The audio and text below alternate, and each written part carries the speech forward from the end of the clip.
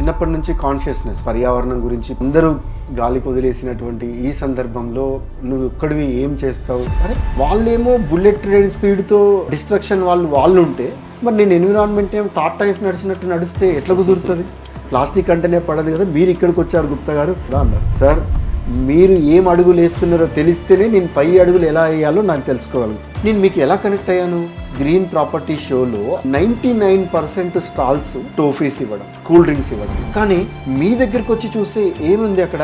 If you are not segregating the items, నేను వాళ్ళందరినీ టెర్రరిస్టులు అని చెప్తాను. మీరు అన్నట్టు ఆ పేపర్ ప్లేట్ మీద థిన్ పాలిథిన్ కవర్ వచ్చేది ఇట్ ఈస్ నాట్ సస్టైనబుల్. నాన్నకి కొంచెం కోపం ఎక్కువ. అంటే కోపం ఎందుకు? మీరు అన్ని వదిలేసి వేరే వాళ్ళ కోసం చేస్తున్నారు. 12 years ఏజ్లో నేను సూసైడ్ చేసుకుందామని చెప్పేసి నేను ఒక ట్రైన్ దగ్గరికి వెళ్ళిపోయాను. నేను తమ్ముడి ఆయుర్వేదిక్ ట్రీట్మెంట్ అయితే తగ్గుతుందని ఒక పల్లెటూరులో వెళ్ళి పొడిచి వేసుకొని వంట చేసి తమ్ముడు తినిపిస్తూ, ఆ ఎన్జిఓ పర్సన్ ఎవరైతే ఉన్నారో నా కళ్ళ ముందల అతన్ని నక్సల్స్ షూట్ చేయడం జరిగింది.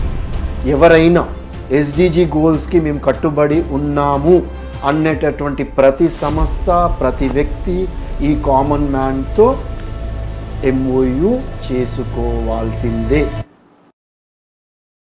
నమస్తే, నా పేరు JP. I'm from Prosperity Homes. We are Hyderabad's first sustainable homes. So sustainability అనే ఒక అంశాన్ని మెయిన్ టాపిక్గా మేము ట్రీట్ చేస్తూ మా రెసిడెన్షియల్ బిల్డింగ్స్ డిజైన్ చేస్తాము యాజ్ ఎ డెవలపర్. కానీ సస్టైనబిలిటీ అనేది మా బిల్డింగ్స్కే పరిమితం కాకుండా it has to reach to the audience, సమాజానికి రీచ్ అవ్వాలనే ఉద్దేశంతో చాలా ఇనిషియేటివ్స్ చేస్తుంటాము. అందులోనే భాగంగా సస్టైనబ్లీ పాజిటివ్ అనే పాడ్కాస్ట్ మేము చేయటం జరుగుతుంది. తెర వెనుక ఎంతోమంది సస్టైనబిలిటీ మీద పనిచేస్తున్నారు. They are working very passionately. అలాంటి వాళ్ళని ఇంట్రడ్యూస్ చేయాలి మీ అందరికీ అనేది ఈ పాడ్కాస్ట్ యొక్క main goal. I can say this is India's first podcast that is discussing sustainability. So ఇవాళ మన మధ్య సురేష్ గుప్తా గారు ఉన్నారు. ఒక సాధారణ ఫ్యామిలీ నుంచి వచ్చి ఉన్నత ప్రైవేట్ ఉద్యోగం చేస్తూ పార్ట్ టైంలో సస్టైనబిలిటీ మీద వర్క్ చేస్తూ ఇది సరిపోదు ఇంకా ఎక్కువ చేయాలనే ఉద్దేశంతో ఆయన తన జాబ్ మానేసి మొత్తం తనకున్న సర్వస్వాన్ని సస్టైనబిలిటీకి ఆయన డెడికేట్ చేస్తూ లైఫ్ లీడ్ చేస్తున్నారు. సో ఒక సాధారణ వ్యక్తి చేస్తున్న ఈ అసాధారణ ప్రయత్నాన్ని, కృషి గురించి తెలుసుకుందాము. వెల్కమ్ సురేష్ గారు. నమస్తే, welcome to the podcast. So I think first time మిమ్మల్ని నేను ఐజీబీసీ ఈవెంట్లో ఐ థింక్ ఒక 2 years బ్యాక్ కలిశానండి. ఫస్ట్ టైం నేను మిమ్మల్ని కలిశాను. అఫ్కోర్స్ ఆ రోజు వేల మంది జనాభా వచ్చారు. There are lot of people. వాళ్ళందరి మధ్యలో మీరు నాకు డిఫరెంట్గా కనిపించారు. అప్పుడు నేను మీతో మాట్లాడడం జరిగింది and we had a very good conversation. నాకు ఆ రోజు అనిపించింది మనం ఇలాంటి వాళ్ళని ఎందుకు తెలీదు అని. బహుశా ఈ పాడ్కాస్ట్కి విత్తనము ఆ రోజే పడిందని అనుకోవచ్చు నేను. సో ఇలాంటి పరిచయం చేయాలి అని అనుకున్నాను. మీరు తెర వెనుక చాలా పని చేస్తున్నారు. అఫ్కోర్స్ మీరు సమాజంలో చాలామందికి ఆల్రెడీ తెలుసు, కానీ తెలియని వాళ్ళు కూడా చాలామంది ఉన్నారు. మీ స్టోరీ గురించి కానీ, మీరు చేస్తున్న కృషి గురించి కానీ, అండ్ మీతో డిస్కస్ చేసి మీ ఐడియాస్ గురించి తెలుసుకుని జనరల్లీ ఎవ్రీడే మనం సస్టైనబుల్గా ఎలా ఉండొచ్చు, వరల్డ్లో జరుగుతున్న పరిణామాలు ఎలా ఉన్నాయో తెలుసుకుందామని we invited you. So for the benefit of our viewers, మీ గురించి, మీ బ్యాక్గ్రౌండ్ గురించి you can introduce yourself. సంతోషంగా ఉంది.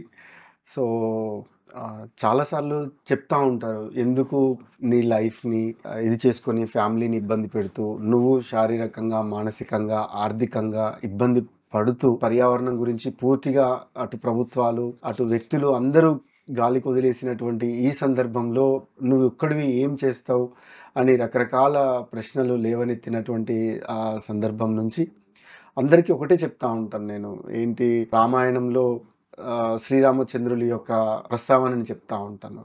శ్రీరాముడు అడవి నుంచి నడుచుకుంటూ వెళ్తున్నప్పుడు తన పాదధూళి తాకి శాపముతోటి బండరాయిగా మారినటువంటి అహల్యాదేవి శ్రీరాముల వారి యొక్క పాదధూళి తాకి తను శాప విముక్తురాలవుతుంది. వాస్తవానికి శ్రీరాముడు వెళ్ళింది ఆమెను శాప విముక్తి చేయడానికి కాదు, తన దారిలో తను వెళ్తున్నాడు. సో అక్కడ ఆ దారిలో వెళ్తున్నటువంటి సందర్భంలో అక్కడ ఆ క్రియ జరిగింది. అలానే నేను కూడా సో ఎవరినో మార్చడానికో ఏదో చేయడానికి చేయట్లేను. ఇది ఒక ప్రయాణం. సో మరి మీరు చెప్పినట్టుగా నా పేరు సురేష్ గుప్తా మిట్టపల్లి. సో నేను చిన్నప్పటి నుంచి కాన్షియస్నెస్ సమాజం అంటే లేదంటే నా చుట్టుపక్కల ఉన్న ఫ్రెండ్స్‌కి ఎవరికైనా స్కూల్ ఫీజు కట్టలేని పరిస్థితి ఉన్నా, లేదంటే వాళ్ళ ఇంట్లో ఏదైనా ఆర్థిక ఇబ్బంది ఉన్నా, ఏదో రకంగా వాళ్ళకి అట్‌లీస్ట్ మనోధైర్యం చెప్పే విధంగానైనా ఉండడం. కొన్ని కొన్ని పరిస్థితుల్లో ఆర్థిక చిన్నప్పటి నుంచి అంటే ఏ వయసు? నాకు తెలిసి నేను థర్డ్ క్లాస్ ఉన్నప్పటి నుంచే నా అంటే జర్నీ లెస్ దాన్ చాలా 10 years. Less than 10 years. So, అట్లా నా జర్నీ ఇది ఉన్నది. నాన్నకి కొంచెం కోపం ఎక్కువ. ఆయన అనుకున్నది అప్పుడు అయిపోవాలి అంతే ఇంకా. So, at the age of 12-13 ఇయర్స్‌లో ఇంకా నేను మా నాన్న కోపాన్ని నేనింకా భరించలేకపోయాను నేనింకా. అంటే కోపం ఎందుకు? మీరు అన్నీ వదిలేసి వేరే వాళ్ళ కోసం చేస్తున్నారనా? అంటే ఆ టైంకి ఇన్ టైమ్‌లో ఆయన చెప్పిన పనులు పనులు చేయకపోవడం, నేనేటో ఇది చేయడం. అట్లా నేను 12 ఇయర్స్ ఏజ్‌లో నేను సూసైడ్ చేసుకుందాం అని జెప్పేసి నేను ఒక ట్రైన్ దగ్గరికెళ్ళిపోయాను నేను. ఓహ్! బట్ అప్పుడు ట్రైన్‌లు చాలా లేట్‌గా వస్తా ఉండేది. అసలెప్పుడొస్తది ఏంటని టైమింగ్స్ అనేది చాలా ఇదిగా ఉంటుండే. సో, ఒక ఫ్రెండ్‌ని గూడా నేను వెంట తీసుకొని వెళ్ళాను నేను అక్కడికి. ఓహ్! So, okay. వాడు చెప్పేసి లేదు లేదు నువ్వు చాలా ఇట్లా చేయాల్సిన అవసరం లేదు. నువ్వెక్కడ పోయినా బతుకుతావు అని జెప్పేసి నన్ను వాడు మీ మళ్ళీ ఫ్రెండ్ ఫ్రెండ్ ప్రోత్సహించారా? ఫ్రెండ్ బ్యాక్ వచ్చేటట్టు కౌన్సెలింగ్ చేసి ఇంకొక ఇద్దరు ఫ్రెండ్స్ వాళ్ళు నన్ను హైదరాబాద్ నల్గొండ నుంచి హైదరాబాద్ బస్ ఎక్కిచ్చారు వాళ్ళు. 1988, 89 ప్రాంతంలో ఫస్ట్ టైమ్ హైదరాబాద్‌కి రావడం. హ్మ్.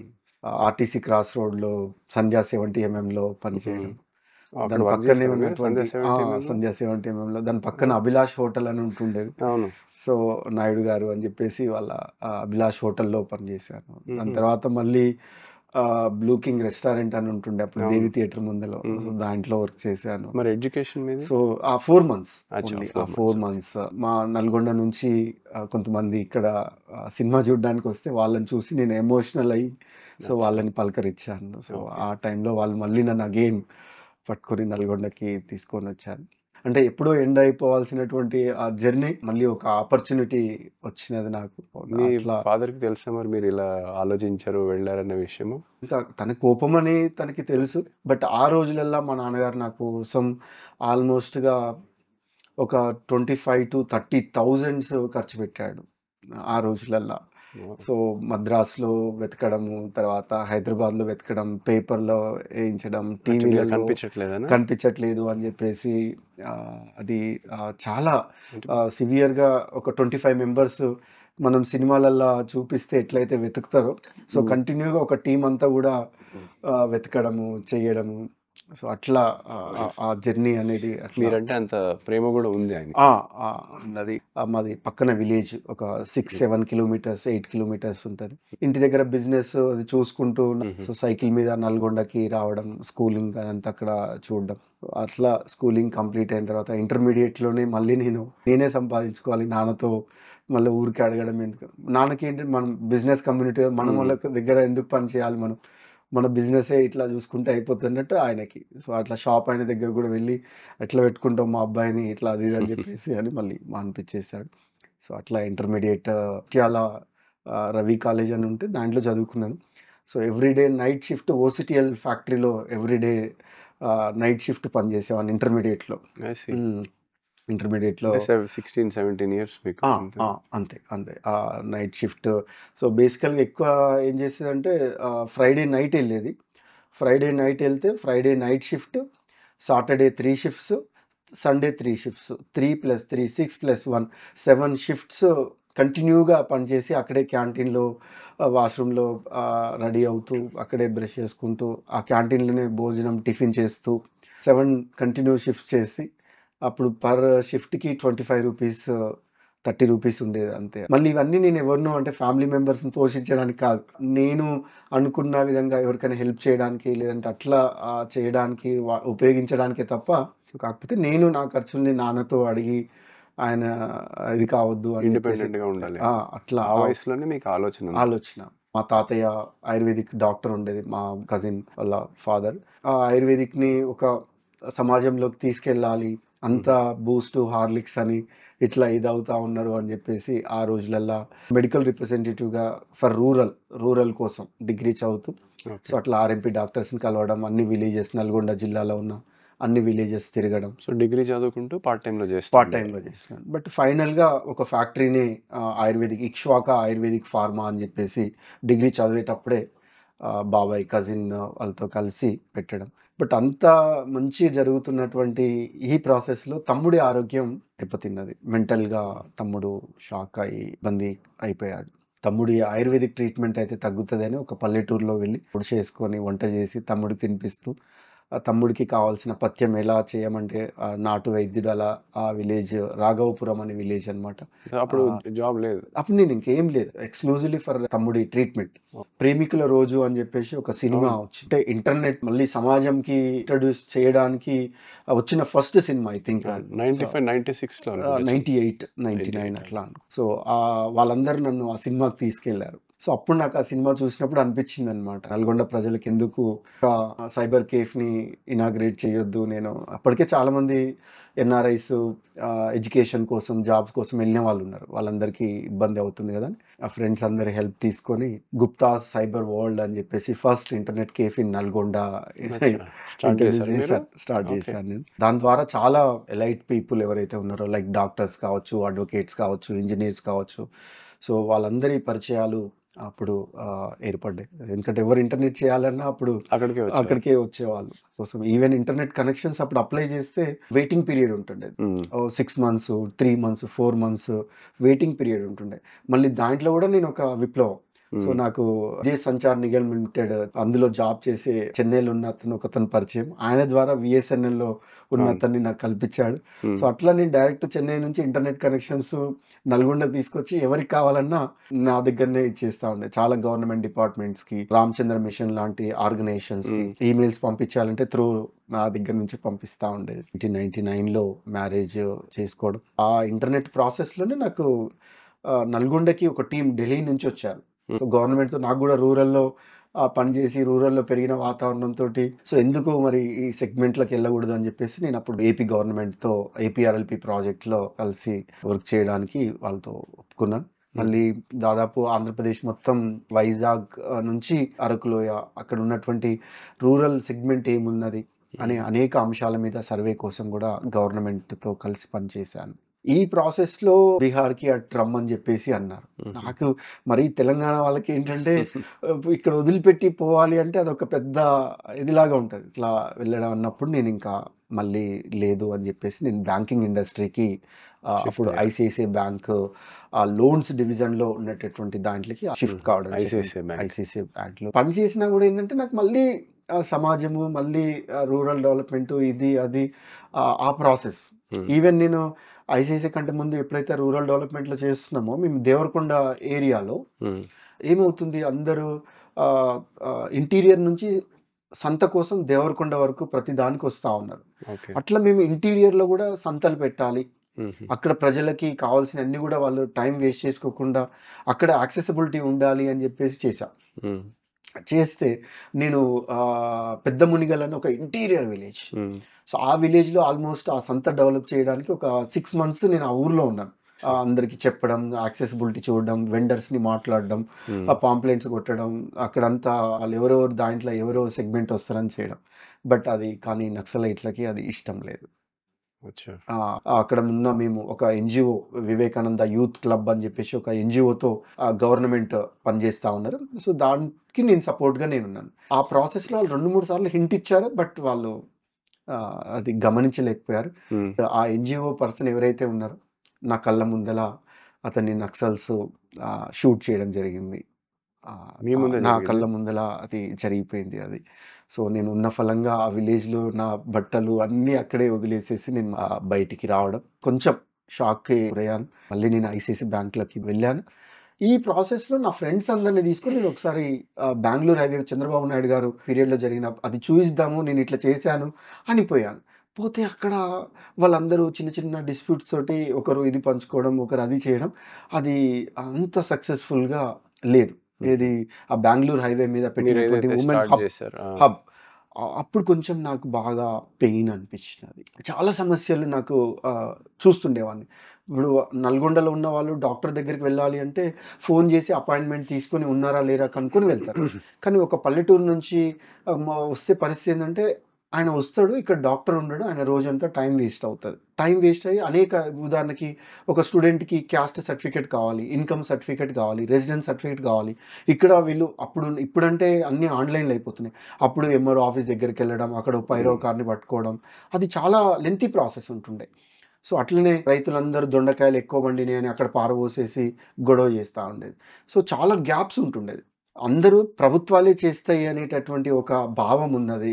అట్లా కాకుండా ప్రజల్ని ఇన్వాల్వ్ చేస్తూ మనం ప్యారలల్‌గా మనమే ఎందుకు చేయొద్దు ప్రభుత్వం చేసే పని అని చెప్పేసి నేను 2004 ఐ థింక్ 2004, 5 జాబ్ చేసుకుంటూనే ప్రతి విలేజ్‌లో ఒక కంప్యూటర్ ఆపరేటర్‌ని పెట్టాలి. హ్మ్. పెట్టి ఆ విలేజ్‌లో ఉన్నటువంటి డేటాబేస్ అంతా ఎంటర్ చేయాలి. ఆ విలేజర్‌కి ఎవరైనా హాస్పిటల్‌కి వెళ్ళాలి అనుకుంటే ఆ సెంటర్‌కి వచ్చి ఏ డాక్టర్‌కెళ్ళాలి అనుకుంటే ఆయన అక్కడ డాక్టర్‌కి ఫోన్ చేసి ఉన్నాడా లేడా కనుక్కొని అపాయింట్‌మెంట్ తీసుకొని ఈయనని పంపించేయాలి. హ్మ్. నల్గొండలో ఒక హబ్ పెట్టాను నేను. ఇప్పటి మా ఆర్&బి మినిస్టర్ కోమటిరెడ్డి వెంకటరెడ్డి గారి చేతుల మీదుగా దాదాపు 7, 8 కంప్యూటర్‌లతోటి నేను ఇనాగ్రేట్ చేశాను. హుహు. సో, చేసి ఒక ఇది ఎంప్లాయీస్‌ని మీ సొంత డబ్బులతోనే. నా సొంత డబ్బుతో. అప్పుడు నా దగ్గర అంత డబ్బు కూడా లేకపోయినా అప్పు చేసి మరి ఒక ఇన్‌ఫ్రాస్ట్రక్చర్ అదంతా సెట్ చేశాను. సెట్ చేసి మళ్ళీ నేను సస్టైన్ కావాలంటే ఎట్లా? సో, హ్మ్. ఇప్పుడయింది ఎవ్రీ మంత్ నాకు ఆ రోజులల్లో రెంట్ ఒక 5,000 అట్లా రెంట్ ఉంటుండేది. హ్మ్. తర్వాత వీళ్ళ ఎంప్లాయీస్‌కి రిక్రూట్ చేసుకున్న సాలరీస్. వాళ్ళకి సాలరీసు, వాళ్ళకి మెయింటెనెన్స్ కూడా నేనే చూసుకునేవాళ్ళని. దీంట్లో ఆదాయం గూడా ఏం లేదు ఆదాయం గదా! ఏం లేదు. సో, ఆ సస్టైన్ కావడానికి ఎట్లా సస్టైన్ కావాలని ఆలోచించి అప్పుడప్పుడే రాజీవ్ ఇంటర్నెట్ విలేజ్ అని చెప్పేసి ఇంట్రొడ్యూస్ చేశారు. హ్మ్. అంటే ఈ ఫోన్ బిల్లులు కట్టుకోవడం, హ్మ్. తర్వాత టాక్స్‌లు కట్టుకోవడం, ఇన్స్యూరెన్స్‌లు కట్టుకోవడం, ఇట్లాంటియన్నీ రాజీవ్ ఇంటర్నెట్ విలేజ్ ద్వారా జస్ట్ లైక్ ఇప్పుడు మీ సేవా సెంటర్ లాగా. హ్మ్. అప్పుడు వాళ్ళు ఇచ్చినారు. మళ్ళీ దానికి నేను ఒక 1,00,000 పే చేసి ఆ రాజీవ్ ఇంటర్నెట్ విలేజ్ ఫ్రాంచైజీ అక్కడ తీసుకొని, సో, అది రన్ చేస్తే దాని మీద కొంచెం కమిషన్స్ వస్తే దాని ద్వారా వీళ్ళ ఖర్చులు వెళ్ళిపోతాయి అని చెప్పేసి చేశాను. బట్ అది ఆ ఖర్చులు వెళ్ళిపోయేంత ఇన్‌కమ్ ఏం రాలేదు. సో, ఒక నెల, 2 నెలలు ఆల్‌మోస్ట్ 6 మంత్స్, 8 మంత్స్ మీద అవుతా ఉంటే ప్రతి నెల యాడ్ అవుతా ఉంది అప్పుకి. ఈ ప్రాసెస్‌లో అక్కడ పనిచేసే వాళ్ళు మిస్‌బిహేవియర్ వల్ల దాన్ని నేను మధ్యంతరంగా క్లోజ్ చేయాల్సిన పరిస్థితి వచ్చినది. హ్మ్. సో, దాంట్లో మళ్ళీ నేను జాబ్ చేస్తూనే ఉన్నాను. అప్పుడు ఐసీఐసీ బ్యాంక్‌లో ఉన్నాను. అట్లా మళ్ళీ అగైన్ ఇన్స్యూరెన్స్ సెక్టార్ చాలా బూమ్‌లో ఉన్నది. ఇన్స్యూరెన్స్‌లో కూడా direct marketing and bank assurance marketing అని వచ్చినది. సో, అగైన్ నేను ఆ మార్కెటింగ్‌లోకి మళ్ళీ నేను రీజనల్ మేనేజర్‌గా వర్క్ చేస్తూ మా ఇంటర్నెట్‌కి వచ్చే వాళ్ళు ఎవరైతే ఎన్ఆర్ఐస్ ఉన్నారో హ్మ్. వాళ్ళు ఒక గ్రూప్‌గా ఫార్మ్ అయ్యారు. ఓకే. సో, వాళ్ళతో నాకు ఎక్కువ కమ్యూనికేషన్. ఈమెయిల్స్ వాళ్ళ పేరెంట్స్‌కి పంపించాలన్నా, హుహు. సో, ఎవరికైనా ఫోటోస్ అట్లా పంపించాలి అన్నా, ఏదైనా కూడా వాళ్ళు పంపిస్తే నాది సింగిల్ పాయింట్ కాంటాక్ట్ అనమాట.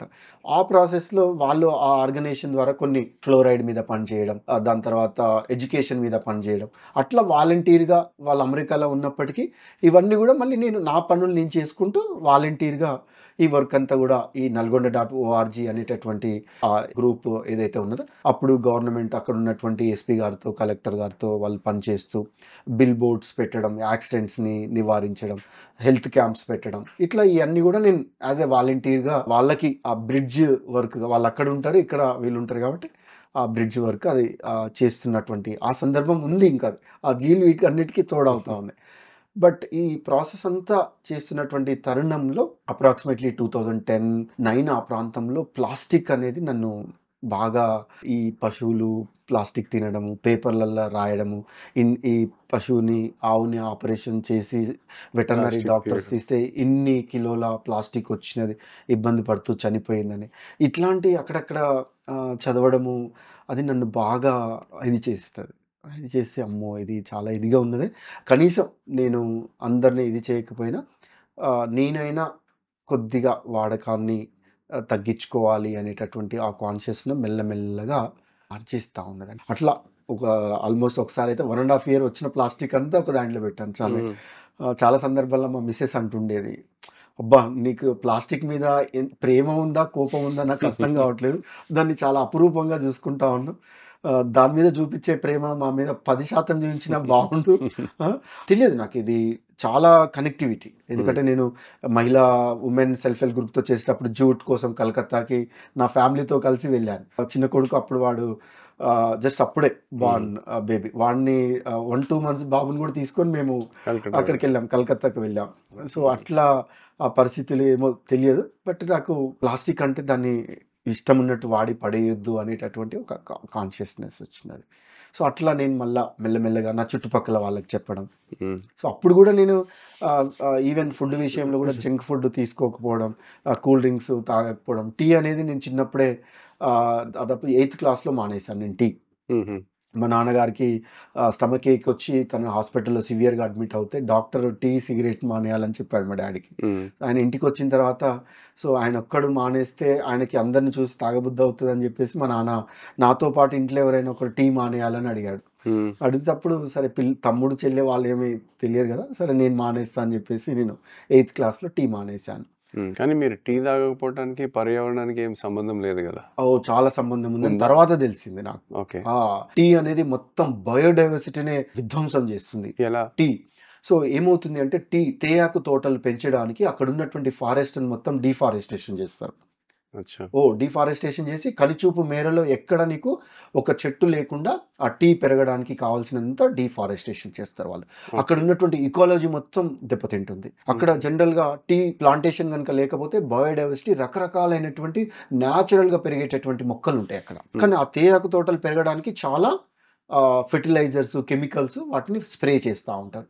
ఆ స్ప్రే ఆకుకి వస్తుంది, దాని తర్వాత అవి వర్షం పడ్డప్పుడు సాయిల్లో కూడా కలిసి సాయిల్లో కావడమే కాకుండా ఆఖరికి ఓషియన్స్లో కూడా రీచ్ అవుతాయి అవి. సో నాకు తర్వాత తెలిసింది టీ వల్ల ఇంత ఇది ఉందని. సో ఇది కొంచెం కొంచెం కాదు, ఎక్కువ పని చేయాలి దీనికి అని చెప్పేసి ఎవరి చేతిలో ప్లాస్టిక్ కవర్ కనబడితే ఆ కవర్ తీసుకొని వాళ్ళకి ఒక క్లాత్ బ్యాగ్ ఇవ్వడం.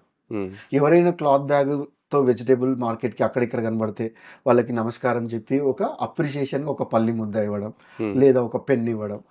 అట్లా జాబ్ చేసుకుంటూ ఇది ఒకటి అట్లా చేస్తా ఉన్నాను. మార్నింగ్ 3:30, 4 o'clockకి లేవడం, 9 వరకు ఇంటికి వచ్చేసి మళ్ళీ ఆఫీస్కి వెళ్ళడం, బ్యాంకుకి వెళ్ళడం. అక్కడ ఆ టైంలో లంచ్ టైంలో నేను బాక్స్ తీసుకెళ్ళి ఆ బాక్స్ అక్కడ తొందరగా తినేసి మళ్ళీ ఒక 30 minutes క్వశ్చన్ చేసుకుని మళ్ళీ అందరికంటే ముందే నేను మళ్ళీ బ్యాంక్కి వెళ్ళిపోవడం. సో అట్లా ఆ జర్నీ చేస్తూ అప్పటికే అనిపిస్తుంది నాకు ఏంటి ఆ పర్యావరణం అంటే ఏంటంటే నేను ఎక్కువ అప్పుడు పనిచేసేది పాలిథిన్, ప్లాస్టిక్, తర్వాత వాటర్, దాని తర్వాత ప్లాంటేషన్. ఈ 3 అంశాల మీదనే పనిచేస్తా ఉన్నాను. నాకు కూడా తెలియదు, అందరూ చెప్పారు కదా మొక్కలు నాటాలి అని చెప్పేసి, పర్యావరణం కాపాడాలంటే అని గవర్నమెంట్ కూడా చెప్తా ఉన్నది. ప్లాస్టిక్ అనేది చాలా హామ్ అవుతుందని, వాటర్ స్కేర్సిటీ అని చాలా వార్తలు చదువుతూ ఉంటాం. ఇట్లా ఈ 2-3 అంశాల చోటే తిరుగుతూ ఉన్నాను. బట్ 2012లో నేను ఫ్లాట్ తీసుకున్నాను.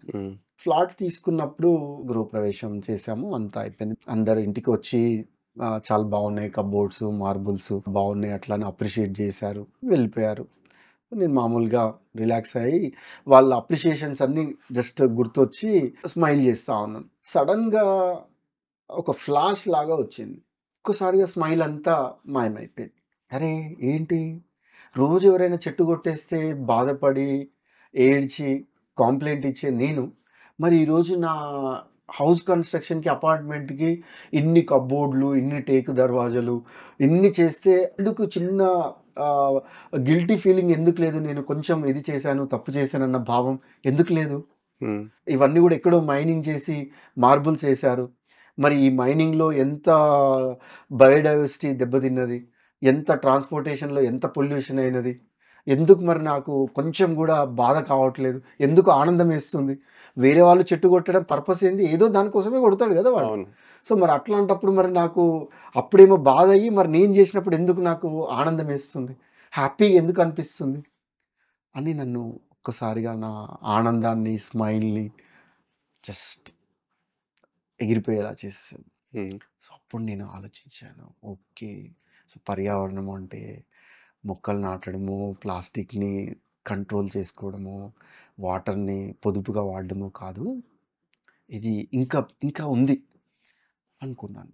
అనుకున్న తర్వాత సో నా ఇల్లే ఒక విధ్వంసం అనుకుని అట్లా కొద్దిగా ముందుకు వెళ్ళిన కొన్ని రోజులు గడుస్తున్న కొద్దీ ఎప్పుడైనా మీరు సన్మానాలకి, ఫెలిసిటేషన్కి షాల్స్ కప్పుతారు, చాలా జిగేలు అంటే ఎట్లా అంటే అసలు ఇక మొత్తం బంగారము, వెండి, తర్వాత పట్టుతో నేసినట్టుగా ఉంటాయి అవి. అది నాకు ఒక చెత్త కుప్పలో కనిపించింది. కనిపిస్తే సరే పోయి దాన్ని తీసుకున్నాను. ఒక తెలిసిన వారి దగ్గరికి, ఆ రోజుల్లో ఒక పెద్ద ఆయన దగ్గరికి వెళ్ళి, ఇంత గౌరవప్రదంగా చేసినటువంటి ఆ సన్మాన శాలువ ఎందుకు ఇక్కడ చెత్త కుప్పలో ఉంది అని అడిగారు. అడిగితే తను ఉండి, ఇది దీంట్లో మొత్తం సింథటిక్ ఉంటుంది ఇది. జస్ట్ మనం ఫేస్ తుడుచుకోవడానికి కూడా అది యూజ్ కాదు. జస్ట్ ఫోటో సెషన్ కోసం గొప్పగా అనే భావం కోసమే ఇది కప్తారు అన్నారు. మరి అట్లాంటప్పుడు నా బట్టల పరిస్థితి ఏంటి అన్నా. ఇవి కూడా అంతే కదా, పాలిస్టర్, దీంట్లో టెరీ కాటన్, అట్లా దీంట్లో కూడా సింథటిక్ పెట్రోకెమికల్ తో చేసినవి ఉంటాయి అన్నాడు. అమ్మో, ఇన్ని రోజులు నేను ఈ విషయం నాకు తెలియదు, పర్యావరణం అంటే అదే అనుకున్నా అని. అప్పుడు మళ్ళీ బట్టల గురించి ఆలోచించడం. దాని తర్వాత ఫుడ్ అయితే ఇంకా చెప్పాల్సిన అవసరం లేదు. ప్రతి ఒక్కరికి ఫెర్టిలైజర్, కెమికల్స్ చాలా ఇదవుతుంది, సాయిల్ పొల్యూట్ ఉంది అంటే. ఏదైతే మనం చిన్నప్పుడు ప్రతి మనిషికి నిత్యావసరం అని అనుకున్నటువంటి మినిమం ఫండమెంటల్ బేసిక్స్ ఉన్నాయి, కూడు, గూడు, గుడ్డ, ఈ 3 కూడా పర్యావరణ విధ్వంసంగానే ఉన్నాయి అని అప్పుడు నేను ఆలోచించి, సో పర్యావరణ పరిరక్షణ అంటే మొక్కలు నాటడం కాదు, పర్యావరణ పరిరక్షణ అంటే ప్లాస్టిక్ ని నివారించడము, ప్లాస్టిక్ మీద పనిచేయడం కాదు, పర్యావరణ పరిరక్షణ అంటే ఒక నేచురల్ ఫార్మింగ్ అదే కాదు, ఇది ఒక జీవన విధానం. మనం తినే తిండి, కట్టుకునే బట్ట, ఉండడానికి నిర్మించుకునే ఇల్లు, మన ఎంటర్టైన్మెంట్, మనం సరదాకి టైం పాస్ కి తినేటటువంటి స్నాక్స్, ఇవన్నీ కూడా పర్యావరణ హితంగా ఉండాలి. అలా అని మరి ఇప్పుడు నా శ్రీమతికి చెప్పి మనం ఇంత విధ్వంసంలో చేసే దీంట్లో వద్దు, మనం వెళ్ళి బయట ఉందాము అంటే వాళ్ళు ఒప్పుకోరు. వాళ్ళు అర్థం చేసుకున్న చుట్టూ ఉన్న సమాజం నిన్ను ఒక వింతగా చూస్తుంది. సో మరి ఇటువంటి సందర్భంలో మరి నేను ఏం చేయాలి, ఎట్లా నా యొక్క ఇది వెళ్ళాలి అని ఆలోచిస్తున్న ఆ సందర్భంలో ఒక 2-3 ఇయర్స్ బాగా క్రష్ అయ్యాను. సో జాబ్ రిజైన్ చేసి చేయాలి, చేస్తే సమాజం ఏముంటుందో. సో నేను అప్పటి వరకు జాబ్ చేస్తున్నప్పటికీ ఎక్కువ మెజారిటీ పోర్షన్ నేను ఆ ఇన్కమ్ అంతా ఆ ఫ్యామిలీకి ఏమీ పెద్దగా సపోర్ట్ అయ్యేది, కాకపోతే వాళ్ళకు ఒక మనోధైర్యం. కానీ ఎప్పుడు నేను సమాజం కోసమే, వీటి కోసమే ఖర్చు పెడతా ఉండేది. కొన్ని వేల లక్షల క్లాత్ బ్యాగ్స్ కొనడం, ఇవ్వడం, వాటర్ హార్వెస్టింగ్, నీళ్లు పోతున్నాయి నేనే స్వయంగా ఇంకుడు గుంతలు కట్టియడం, సో చేనేత శాలువాలు ఇది చేయడం, అట్లా అనేక రకాలుగా డబ్బు ఖర్చు పెట్టి ఇది చేస్తూ ఉండేది. సో అట్లా ఫైనల్గా నేను జాబ్ రిజైన్ చేయడానికి సిద్ధపడి నా పెద్ద బాబుకి చెప్పాను. ఫస్ట్ నా శ్రీమతికి చెప్పలేదు. మా పెద్దోడిది ఇంటర్మీడియట్ అయిపోయింది, వాడిది. కొద్దిసేపు వాడు ఎమోషనల్గా అయ్యాడు. వాడు అన్నాడు, వాడు కూడా కొద్ది రోజులు వెయిట్ చేయి డాడీ అంటే, మమ్మీ ఇప్పుడు చేస్తున్నప్పటికీ ఆమెకు కొంచెం సపోర్ట్గా ఉంటుంది. ఇంటర్ అయిపోయింది నాది, ఇంజనీరింగ్ చేస్తాను, తమ్ముడు అప్పటికి ఇంటర్మీడియట్ అయిపోతుంది, సో నేను వాడిని మమ్మీని టేక్ కేర్ చేస్తాను అని చెప్పేసి వాడు అన్నాడు. అన్నా కూడా నేను లేదు నాన్న ఇట్లా ఇట్లా అని చెప్పేసి చెప్పాను. సరే ఓకే డాడీ మరి అని చెప్పేసి వాడు అన్నాడు. జాబ్ ఫైనల్గా రిజైన్ చేసి నేను నల్గొండలో పోలీస్ హెడ్ క్వార్టర్లో ఒకసారి కామన్ మ్యాన్ స్టాల్ అని పెడితే భారీ వర్షం వచ్చినప్పుడు చాలా రెయిన్ వాటర్ అంతా ఫ్లడ్ వెళ్ళిపోతూ ఉంది. అప్పుడు నాకు బాగా పెయిన్ అయ్యి దాదాపు ఒక 3.5 to 4 lakhs ఖర్చు పెట్టి ఒక 12 వాటర్ హార్వెస్టింగ్ పిట్స్ మా పరేడ్ పోలీస్ గ్రౌండ్లో నేను కన్స్ట్రక్షన్ చేయించాను. మా నాన్న ఇట్లా ఎన్ని అప్పులు చేసి ఎన్ని రకాలుగా ఇబ్బందులు పడి ఇట్లా ఎన్ని కట్టిస్తాడు. కాబట్టి దీంట్లో ఏదో ఒక ఇన్నోవేషన్స్ తీసుకొచ్చి, సో ఇంకుడు గుంత అంటే బలవంతంగా ఇంకుడు గుంత కట్టియడము, లేదా లేకుంటే ఫైన్ వేస్తామని భయపెట్టే కాదు, ఇది వాలంటీర్గా సమాజంలో వచ్చేటట్టు ఆ బిల్డింగ్ టైంలోనే ఇది చేయాలి అనేటటువంటి ఆలోచనతో తను సివిల్ తీసుకున్నాడు. మా మిస్సెస్ నాకు ఒక బాధ్యత అప్పచెప్పింది. ఏంటి, లాస్ట్ ఎగ్జామ్ అబ్బాయిది ఫస్ట్ ఇయర్. సో నువ్వు హైదరాబాద్కి వెళ్ళి, ఫస్ట్ ఇద్దరం వెళ్దాం అనుకున్నాం. సో తనకి ఏంటంటే జాబ్ సెలవు పెట్టడం అంటే మళ్ళీ వేస్ట్ అవుతుంది అని చెప్పేసి నేను వెళ్ళి తంబేసి వస్తాను, మళ్ళీ ఇద్దరం కలిసి వెళ్దాము అంటే నేను యాక్సెప్ట్ చేయలేదు. నేను పొద్దుగాల వెళ్తాను అని చెప్పేసానంటే పంపిస్తే ఆ రోజు ఎర్త్ డే, ధరిత్రి దినోత్సవం. సో నేను హైదరాబాద్కి వచ్చాను, మా మిస్సెస్కి అబ్బాయి దగ్గరికి వెళ్తున్నానని చెప్పాను, బట్ నేను వాడి దగ్గరికి వెళ్ళలేదు. ఒక వెంకటేశ్వర డిగ్రీ కాలేజ్ అని దిల్సుఖ్ నగర్లో CA కోచింగ్ ఇచ్చేటటువంటి కామర్స్ ఇన్స్టిట్యూట్లో ఎర్త్ డే సెలబ్రేషన్స్ చేయడానికని నేను అక్కడికి వెళ్ళాను. 10:30కి సెలబ్రేషన్స్ మొదలు పెట్టాను. ఫోన్ వచ్చింది, సైలెంట్లో పెట్టాను, మళ్ళీ వస్తే డిస్టర్బ్ అవుతుంది అని చెప్పేసి ఆఫ్ చేశాను. 1:45, 1:30కి ప్రోగ్రామ్ అంతా అయిపోయింది. ఆన్ చేసి మిస్డ్ కాల్స్ని మళ్ళీ కాల్ బ్యాక్ చేస్తే వాళ్ళు చెప్పిన ఆన్సర్ ఏంటంటే, రోడ్డు మీద యాక్సిడెంట్ అయిందండి, అక్కడ ID కార్డ్ మీద వాళ్ళు అక్కడ అన్న వాళ్ళందరి నెంబర్ చూస్తే నన్ను కాల్ చేయమంటే కాల్ చేశాను, ప్రణీత్కి యాక్సిడెంట్ జరిగింది అంటే ఏమైందంటే, నేను అప్పుడే నా ఆఫీస్ పని మీద నేను వచ్చేసానండి, తర్వాత ఏం జరిగిందనే విషయం నాకు తెలియదు అన్నారు. సో మళ్ళీ నాకు ట్రేస్ అవుట్ చేయడానికి ఆల్మోస్ట్ ఒక 1.5 hour పట్టినది. సో అప్పుడు ఉన్నటువంటి చెంచల్గూడ జైలు సూపరింటెండెంట్ గారి హెల్ప్ తీసుకొని కన్సర్న్ పోలీస్ స్టేషన్‌కి కాల్ చేస్తే వాళ్ళు స్టేషన్‌కి రమ్మన్నారు. సో, అప్పటికే బాబు చనిపోయాడు ఇంకా. యాక్సిడెంట్‌లో బాబు చనిపోయాడు. నాకింకా ఏమీ అర్థం కాలే అక్కడ ఉంటే. సో, నాకు చనిపోయినందుకు బాధ కావట్లేదు, ఏడుపు రావట్లేదు. నాకు భయమవుతుంది. ఎందుకు అంటే, ఈరోజు నా శ్రీమతి ఎదురు చూస్తున్నది. నా కొడుకు వస్తున్నాడు ఈరోజు, మా ఆయన హస్బెండ్ తీసుకొనొస్తున్నాడు. 8థ్ క్లాస్ చదివే తమ్ముడు ఎదురు చూస్తున్నాడు. మా అన్న ఈరోజు హాస్టల్ నుంచి వస్తున్నాడని. వాళ్ళకి నేను ఏం సమాధానం చెప్పాలి అనేటటువంటి భయం నన్ను వెంటాడుతా ఉంది. సో, మొత్తం మీద ఇంటికి తీసుకొనెళ్ళాం. నా శ్రీమతి దాంతో చాలా హెల్త్‌గా, మెంటల్‌గా చాలా డిస్టర్బ్ కావడం జరిగింది. అనేక రకాలైనటువంటి హెల్త్ ఇష్యూస్ తోటి తను కోలుకోవడం ఇప్పటికీ చాలా ఇబ్బంది పడతా ఉంది. సరే, నేను పర్యావరణ పరంగా దీంట్లో కలవడం, అది చేయడం చేస్తా ఉన్నాను. దాంట్లో నేను అయితే అయినా అప్పుడప్పుడు బాధ అనిపించినా కూడా మళ్ళీ తొందరలోనే నేను ఇదవుతా ఉంటాను. అట్లా పెద్ద బాబు ఇది కావడం. సో, అట్లా ఆ జర్నీ సాగుతా ఉన్నా. ఒక పక్కన నేను ఎన్విరాన్మెంట్‌ని ఇది చేయడం. సో, బేసికల్‌గా ఏదైతే మీకు చెప్పినట్టుగా ఎన్విరాన్మెంట్ ప్రొటెక్షన్, ఎన్విరాన్మెంట్ కన్జర్వేషన్ అనేది ఇది ఒక 2, 3 యాక్టివిటీస్‌కి సంబంధించింది కాదు.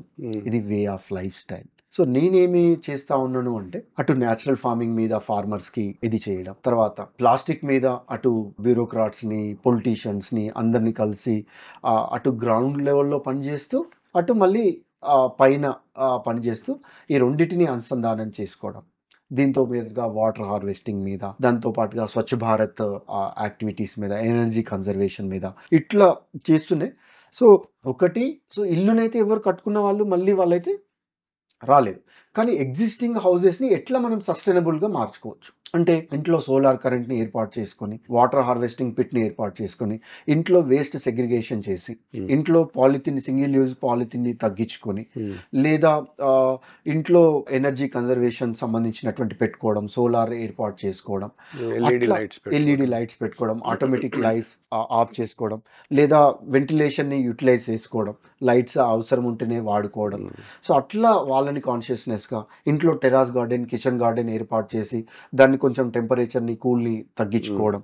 సో, వాళ్ళ ఇంట్లో వచ్చేటటువంటి వెట్ వేస్ట్ అంతా కూడా కంపోస్ట్ చేసుకునేటటువంటి చేయడం. ఇట్లా దాని మీద కాన్సంట్రేషన్ చేయడం. దాని మీద ఏమైనా రిజల్ట్ వచ్చిందా మీ ప్రయత్నం? చాలా రిజల్ట్స్ వచ్చాయి. చాలామంది మోటివేట్ అయిపోయి సోలార్ కరెంట్ పెట్టుకోవడం, వాటర్ హార్వెస్టింగ్ పిట్ చేసుకోవడం, తర్వాత టెర్రస్ గార్డెన్ పెట్టుకోవడం. టెర్రస్ గార్డెన్ పెట్టుకొని వాళ్ళు ఏ స్థాయికి వెళ్ళారంటే ఆ మోటివేషన్ తోటి మళ్ళీ వాళ్ళు 1 ఎకర్, హాఫ్ ఎకర్ ల్యాండ్ కొనుక్కొని దాంట్లో ఫార్మింగ్ చేసుకునే దగ్గరికి వెళ్ళారు. సో, మేము ఒక్కరమే తినడం కాదు, ఇంటి మీద పండించుకొని మా రిలేటివ్స్‌కి, ఫ్రెండ్స్‌కి, మా స్టాఫ్‌కి కూడా పంచాలి అనేటటువంటి కాన్సెప్ట్‌లోకి వెళ్ళిపోయారు. సో, బేసికల్‌గా అట్లా అది చేయడం. దీనితో పాటుగా నేను ఇంకేం చేస్తుండేవాడినంటే, సమాజం ఆల్వేస్ ఏం చేస్తదంటే, ఎగ్జిస్టింగ్ ప్రాక్టీస్ ఉన్న వాళ్ళని ఎవ్వరు కూడా కేర్ చేయరు. వాళ్ళని అప్రిషియేట్ చేయరు. ఎంతసేపు కొత్త వాళ్ళని మార్చాలడానికే సమాజం ట్రై చేస్తూ ఉంటుంది. గవర్నమెంట్ కూడా ట్రై చేస్తూ ఉంటుంది. ఎన్‌జీఓస్ కూడా ఎఫర్ట్స్ పెడతాయి. కానీ ఆల్రెడీ సస్టైనబుల్‌గా జీవించే వాళ్ళని, దానికి ఎఫర్ట్స్ పెడుతున్న వాళ్ళని చాలా తక్కువ మంది వాళ్ళని అప్రిషియేట్ గుర్తిస్తారు. నేను మాత్రం ఏ చిన్న మంచి పని చేసినా వాళ్ళని నేను అప్రిషియేట్ చేసి వాళ్ళకి బహుమానం ఇస్తూ ఉంటాను. చెప్పాను కదా, క్లాత్ బ్యాగ్ ఎవరైనా తెచ్చుకుంటే వాళ్ళకి గిఫ్ట్ ఇవ్వడం, ఎవరైనా సైకిల్ మీద వెళ్తుంటే ఆపి నమస్కారం పెట్టి వాళ్ళకి సన్మానం చేసి ఒక గిఫ్ట్ ఇవ్వడం. తర్వాత ఎవరైనా ఇంట్లో కూరగాయలు పండించుకుంటున్నారు, ఎవరైనా ప్రకృతి వ్యవసాయం చేస్తున్నారు, ఎవరైనా సోలార్ కరెంట్ ఏర్పాటు చేసుకున్నారు, ఎవరైనా ఈవీ ఎలక్ట్రిక్ వెహికల్ యూజ్ చేస్తున్నారు, నా కళ్ళ ముందర ఎవరైనా కనిపిస్తే వాళ్ళని వెంటనే వెళ్ళి వాళ్ళని అభినందించి వాళ్ళని సన్మానిస్తూ ఉంటాయి. అది ఏ లెవెల్ అంటే, ఉదాహరణకి గురు పౌర్ణిమ లేదా శ్రీరామనవమి సందర్భంగా, శివరాత్రి సందర్భంగా చాలా మంది టెంపుల్కి వస్తారు. ఆ టెంపుల్కి వచ్చినప్పుడు ఒక్కొక్కసారి ఆల్మోస్ట్ 1 కిలోమీటర్ కూడా క్యూ ఉంటుంది. నేనేం చేస్తాను, అక్కడ వెళ్ళి అక్కడ ఎండ్ దగ్గర ఉండి దర్శనం చేసుకొని బయటకి వచ్చే దగ్గర ఉండి, వాళ్ళు పాలిథిన్ కవర్లో ఉన్నటువంటి కొబ్బరికాయని తీసుకొని ఒక సంచి, పేపర్ బ్యాగ్ ఇచ్చి మళ్ళీ భవిష్యత్తులో వాడకండి అని చెప్తాను. అది చెప్తుంటే వాళ్ళు ఏమంటారు, సార్ మీరు ఇంత కష్టపడే బదులు అక్కడ ఎవరైతే ప్లాస్టిక్ కవర్లు ఇస్తున్నారో వాళ్ళకే మీరు సంచులు ఇస్తే అల్ల పెట్టి ఇస్తారు కదా, మీరెందుకు ఇంత కష్టపడేది అంటారు. అంటే వాళ్ళు ఇస్తే మళ్ళీ నెక్స్ట్ టైం కూడా మీరు అట్లనే చేస్తారు. సో, ఇట్లా చేస్తే అరే నేను ఈ చిన్న పని చేయలేకపోయానా అని చెప్పేసి మీరు మీ ఇంటి నుంచి ఒక క్లాత్ బ్యాగ్ తెచ్చుకోవడం అలవాటు చేసుకుంటారు. దీంతో పాటుగా నేను ఏం చేసేవాడిని అంటే ఈ 1 కిలోమీటర్ క్యూ లైన్లో ఎవరైనా బుట్ట కానీ ఒక క్లాత్ బ్యాగ్ కానీ తెచ్చుకున్న వాళ్ళు ఉన్నారేమో వాళ్ళని చూసి వాళ్ళని తీసుకొచ్చి వాళ్ళకి నమస్కారం చేసి అక్కడ ఉన్నటువంటి ఆలయ కమిటీ వాళ్ళని ఒప్పించి వీళ్ళకి శీఘ్ర దర్శనం చేయించేవాడిని. వీళ్ళకి శీఘ్ర దర్శనం చేయించేవాళ్ళు, విఐపి దర్శనం. అందరూ వచ్చి పూర్ణ కుంభంతో స్వాగతం పలికి దేవుని దగ్గరికి డైరెక్ట్గా దర్శనం తీసుకెళ్తారు. నేను అలాంటి ఫెసిలిటీ పర్యావరణ కాన్షియస్నెస్ ఉన్న వాళ్ళని తీసుకెళ్లేవాళ్ళు. అక్కడ ఉన్న దాదాపు 1000-2000 మందికి ఒక ఆలోచన, ఒక విత్తనం, అరే ఈ చిన్న పని నేను చేయలేకపోయానే అని నెక్స్ట్ టైం మళ్ళా తను ఆలోచించేటటువంటి ఒక సెన్సిటైజేషన్. అందరికీ చెప్పి మీరు వాడండి అని చెప్పేదానికంటే అక్కడ ఉన్న వాళ్ళని ఇది చేస్తే బాగుంటుంది అని చెప్పేసి అట్లా చేయడం. నేను మీకు ఎలా కనెక్ట్ అయ్యాను, గ్రీన్ ప్రాపర్టీ షోలో ఆల్మోస్ట్ 100కి ఎక్కువ స్టాల్స్ పెట్టారు. దాంట్లో 99% స్టాల్స్ వచ్చినటువంటి విజిటర్స్ కి టోఫీస్ ఇవ్వడం, లేదా చాక్లెట్స్ ఇవ్వడం, కూల్ డ్రింక్స్ ఇవ్వడం, లేదా డిస్పోజబుల్ బాటిల్స్ లో వాటర్ ఇవ్వడం. కానీ మీ దగ్గరికి వచ్చి చూస్తే ఏముంది అక్కడ, మీరు అందరికి లెమన్ జ్యూస్ ఇస్తా ఉన్నారు. అది చాలా కష్టం, అది మంచి చేయడం అంత ఈజీ కాదు. అవంటే మజా తీసుకొచ్చేసి అప్లై చేయొచ్చు, కానీ మీరు అందరికీ అక్కడే స్పాట్లో లెమన్ జ్యూస్ చేయించి ఇస్తా ఉన్నారు. అది చేయడమే చాలా కష్టం. అంటే అక్కడ ఆ లెమన్స్ అన్నిటిని కూడా మీరు అక్కడ కంపోస్ట్ కోసం అక్కడ డిస్ప్లే చేశారు. డిస్ప్లే చేయడమే ఒకేతో అయితే అవి కంపోస్ట్ అయింది 1 మంత్ తర్వాత ఎలా అయింది అని ఆ కంపోస్ట్ బ్లాక్ గోల్డ్ ని ఒక ట్రాన్స్పరెంట్ గ్లాస్ లో మీరు అక్కడ పెట్టి వచ్చిన వాళ్ళకి డిస్ప్లే చేస్తా ఉన్నారు. అంటే మీరు ఆ ప్రాపర్టీ షోలో మీరు చేసేటటువంటి ఆ దాన్ని చాలా మైన్యూర్ థింగ్స్ని కూడా మీరు దృష్టిలో పెట్టుకుని అక్కడ డిస్ప్లే చేస్తూ ఉన్నారు. దాదాపు ఆ గ్రీన్ ప్రాపర్టీ షోకి వచ్చినటువంటి దాంట్లో ఒక 150 to 200 మెంబర్స్కి నేను గిఫ్ట్ ఇచ్చాను, స్టీల్ బాటిల్ తెచ్చుకున్న వాళ్ళకి. ఈవెన్ ఐజీబీసీ ఇంత అద్భుతమైనటువంటి కార్యక్రమం చేస్తుందని స్టేజ్ మీదకి వెళ్ళి ఆ శ్రీనివాస్ గారు అనుకుంటా బహుశా వారికి కూడా ఒక క్లాత్ బ్యాగ్ని గిఫ్ట్ ఇవ్వడం, మిమ్మల్ని కూడా అప్రిషియేట్ చేయడం. సో అక్కడ ఒక ఎస్బీఐ వాళ్ళు స్టాల్ పెడితే అందులో ఒక అతను బేర్ ఫుట్గా ఉన్నాడు. దాదాపు 2 lakhs per month శాలరీ తను డ్రా చేసింది. నేను జనరల్గా కొద్దిసేపటి కోసం ఏమన్నా ఇప్పాడేమో అనుకుంటే, లేదు సార్ నేను బేర్ ఫుట్గా ఉన్నాను. సో అక్కడ ఇద్దరం దోస్తులం అయిపోయాం. సో అట్లా ప్రతి అంశాన్ని కూడా నేను ఆలోచిస్తూ అట్లా మంచి చేసేటటువంటి సంస్కృతి ఇట్లా మోర్ దాన్ 5 lakhs కంటే ఎక్కువ మందికి నేను ఈ రకంగా వాళ్ళని అప్రిషియేట్ చేసి కాన్షియస్నెస్గా వాళ్ళని చేసేటటువంటి ప్రయత్నం చేశాను. ఒక స్టీల్ బ్యాంక్ ఏర్పాటు చేశాను. స్టీల్ బ్యాంక్ ఏర్పాటు చేసి ఎక్కడ ప్లాస్టిక్ ఏదైనా ఫంక్షన్ అవుతుందంటే నేనే తీసుకెళ్ళి ఆ కట్లరీ అంతా ఇచ్చి మళ్ళీ అయిపోయిన తర్వాత ఫ్రీగా తెచ్చుకోవడం. కొన్ని సందర్భాల్లో వాళ్ళు క్లీన్ చేసే వాళ్ళు సరిగ్గా చేయకపోతే నేనే క్లీన్ చేసుకోవడం. కొన్ని దిక్కుల ఉదాహరణకి నేను రోడ్డు మీద వెళ్తా ఉంటే అక్కడ అన్నదానం అవుతా ఉంది. సో నేను అక్కడ లీఫ్ ప్లేట్లు ఇవ్వలేను, స్టీల్ ప్లేట్లు ఇవ్వలేను. కానీ అక్కడ ఏం చేస్తానంటే వాళ్ళు తిన్న ప్లేట్ని నేను తీసుకొని ఏం చేస్తాను, వాళ్ళకి దాని మీద ఉన్న పాలిథిన్ కవర్ని సపరేట్ చేస్తాను. ఆ పేపర్ ప్లేట్ మీద ఉన్నటువంటి ఫుడ్ వేస్టేజ్ని సపరేట్ చేసి, పాలిథిన్ లేయర్ని సపరేట్ చేసి, అట్టని సపరేట్ చేసి, అది ప్రాపర్ సెగ్రిగేట్ చేసి అక్కడ వచ్చిన వాళ్ళందరికీ సెన్సిటైజ్ చేస్తాను. ఇప్పుడు ఈ పాడ్కాస్ట్ చూస్తున్న వాళ్ళు ఎవరైతే ఉంటారో లెట్స్ సే వాళ్ళు కూడా ఒక సస్టైనబిలిటీ కాన్షియస్ చాయిస్ చేసుకోవాలి. ఒకవేళ వాళ్ళ ఇంట్లో ఫంక్షన్ జరిగినప్పుడు ఎటువంటి ప్లేట్స్ వాడితే ఈజ్ అ సస్టైనబుల్ చాయిస్, అంటే that is available and sustainable also. మీరు అన్నట్టు ఆ పేపర్ ప్లేట్ మీద థిన్ పాలిథిన్ కవర్ వచ్చేది it is not sustainable. So what are the other options? So నేను అది సస్టైనబుల్ అని దాన్ని కొట్టి పడేయలేను. ఎందుకు అంటే అట్లాంటి పరిస్థితుల్లో కూడా దాన్ని ఎట్లా సస్టైనబుల్గా చేసుకోవాలి. ఓకే, బట్ మీరు అడిగినట్టుగా ఒక ఫంక్షన్ చేస్తే ఎలా సస్టైనబిలిటీగా చేయాలి. ఇప్పటి వరకు సమాజంలో ఏముంది అంటే స్టీల్ వాడడం ఉంది, లేదా ఈకో ఫ్రెండ్లీ ప్లేట్స్ వాడడం. కానీ సెగ్రిగేషన్లో మాత్రం చాలా పూర్గా ఉన్నది సొసైటీ. సో నేను ఈకో ఫ్రెండ్లీ ప్లేట్లే వాడాను కదా అని చెప్పేసి ఏం చేస్తారు, దాంట్లో అన్ని ఒక గార్బేజ్ కవర్ అని చెప్పేసి బ్లాక్ కవర్లో పడేసి మూటగట్టి పడేస్తారు. కానీ అలా కాకుండా ఇంట్లో ఫంక్షన్ చేసుకునే వాళ్ళు మ్యాక్సిమంగా స్టీల్ ప్లేట్ యూజ్ చేయాలి, అదర్ ఫైబర్ ప్లేట్స్ రీయూజ్ చేసే. ఇప్పుడు మీరు తెచ్చుకున్న బ్యాగ్లో కూడా ఒక స్టీల్ ప్లేట్ చూసాను. ఎస్ సార్, నేను ఆల్మోస్ట్ చాలా సంవత్సరాల నుంచి నా ప్లేట్ నేను వెంట తీసుకెళ్ళడం, ఎక్కడికి వెళ్ళినా ప్రాక్టీస్ చేసి. వాస్తవానికి కంచు ప్లేట్ ఉంటుంది నా దగ్గర. సో ఇది హోటల్కి వెళ్ళినా కూడా నా ప్లేట్ నేను ఇది చేస్తాను, ఎందుకంటే నా కంట్రోల్లో ఉంటుంది. హోటల్ వాళ్ళ ప్లేట్ కదా అని చెప్పేసి నేనేం చేస్తాను, కొంచెం వదిలేయడము, లేదంటే ఎందుకంటే ఆ పెయిన్ నాకు తెలుస్తుంది, నా ప్లేట్లో ఉన్నది మళ్ళీ నేనే కడుక్కోవాలి కాబట్టి ఆ పెయిన్ నాకు తెలుస్తుంది కాబట్టి నా కంట్రోల్లో ఉంటుంది. ఒక 7-8 ఇయర్స్ నుంచి కూడా నేను భోజనం చేసిన తర్వాత చెయ్యి సపరేట్, నేను హ్యాండ్ వాష్ బయట చేయను, నేను వాష్ బేసిన్లో చేయను, నా ప్లేట్లోనే వాష్ చేసి ఆ వాటర్ని నేను తాగేస్తాను. ఆ వాటర్ని నేను తాగేస్తాను. ఎందుకు ఇలా చేయాల్సి, నేను ఒకసారి కదిరికి వెళ్ళాను, అనంతపూర్ డిస్టిక్. కదిరిలో దినేష్ కార్తికేయన్ గారు అని చెప్పేసి మిల్లెట్స్ మీద వారు పనిచేస్తూ ఉన్నారు. వారిని కలుద్దామని వెళ్ళాను. వెళ్తే వాళ్ళ ఇంట్లో అందరం నైట్ వాళ్ళ ఇంట్లో స్టే చేశాను. అందరు కూర్చొని భోజనం చేసి అందులోనే కడిగి నీళ్ళు తాగేస్తూ ఉన్నారు వాళ్ళు. ఏంటి ఇలా చేస్తూ ఉన్నారు మీరు ఇట్లా అంటే వాళ్ళు అది చెప్పారు. సో వాటర్ స్కేర్సిటీ ఇది ఉన్నది, సో కాబట్టి మనకెందుకు, మనం తిన్న ప్లేటే కదా, మనం తిన్న చెయ్యే కదా, దీంట్లో మళ్ళీ సపరేట్గా మనం దాన్ని ఏదో వెనక చూడాల్సిన అవసరం ఏమున్నది అని వాళ్ళు నన్ను అంతకుముందు ఈ గ్రే వాటర్ ఏదైతే ఉందో దాని ట్రీట్మెంట్ కోసం కొన్ని ఎకరాల ల్యాండ్స్ అలాట్ చేస్తూ ఉన్నారు మున్సిపాలిటీ వాళ్ళు. దాని ట్రీట్మెంట్ కోసం కొన్ని కోట్ల రూపాయలు ఖర్చు పెడతా ఉన్నారు, grey water treatment plants. So ఈ వాటర్ ఎందుకు మళ్ళీ నేను ఎవ్రీడే ఆల్మోస్ట్ 500 ml వాటర్ అయినా నా హ్యాండ్ వాష్కి, నా ప్లేట్ కడగడానికి యూజ్ అవుతుంది, అది కూడా వేస్ట్ చేసి మళ్ళీ నేను బర్డెన్ అవుతా ఉన్నాను. సో కాబట్టి ఇది కాదు అని చెప్పేసి నేను అప్పటి నుంచి దాన్ని ఇది చేసుకునేటటువంటి ప్రయత్నం చేస్తూ ఉన్నాను. సో మీరు చెప్పినట్టుగా సస్టైనబుల్గా ఎలా చేయాలి ఫంక్షన్ అంటే, వాళ్ళు ఆ కట్లరీని ఈకో ఫ్రెండ్లీ కట్లరీ యూజ్ చేసుకోవడం, ఏ కట్లరీ యూజ్ చేసినా కూడా సెగ్రిగేషన్ అనేది mandatory. If you are not segregating the items, నేను వాళ్ళందరినీ టెర్రరిస్టులు అని చెప్తాను, వాళ్ళు తీవ్రవాదులు. మొత్తం ఐటమ్స్ అన్ని మిక్స్ చేస్తున్నారంటే తీవ్రవాదులు, ఎన్విరాన్మెంట్ టెర్రరిస్టులు. బయట వాళ్ళు మనుషులను చంపుతుంటే మీరు ఇక్కడ క్రియేచర్స్ని చంపుతున్నారు, మీరు మిగతా సాయిల్లో ఉన్నటువంటి మైక్రోబ్స్ని మీరు డిస్ట్రాయ్ చేస్తున్నారు, మీరు అనేక రకాలైనటువంటి దాన్ని ఓషన్స్ని మీరు పాడు చేస్తూ ఉన్నారు. ఓషన్స్ అంటే మళ్ళీ మర్చిపోతాను కాబట్టి మీతో షేర్ చేసుకుంటున్నాను. ఇప్పటికీ చాలా మందికి మనం పీల్చుకునేటటువంటి ఆక్సిజన్ అంతా ట్రీస్, ఫారెస్ట్ నుంచే వస్తున్నాయని ఒక భావంలో ఉన్నారు, దానికి స్టిక్ ఆన్ అయిపోయారు. కానీ సో మోర్ దాన్ ఫారెస్ట్ కంటే ఎక్కువ ఆక్సిజన్ ప్రొడ్యూసర్స్ ఏంటి అంటే ఓషియన్స్.